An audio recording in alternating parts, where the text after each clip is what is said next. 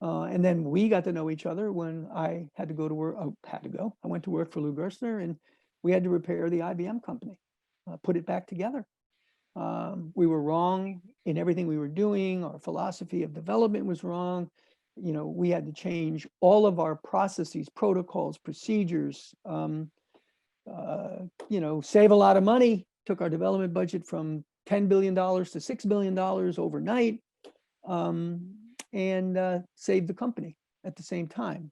And then went on to, you know, doing as much creative work as I could in the area of innovation, which again ties back to you know, studying it. I'm very proud of the work we did for the Council on Competitiveness, the National Innovation Initiative, which the audience can still get off of the Council on Competitiveness's website, the NII, as I call it for short.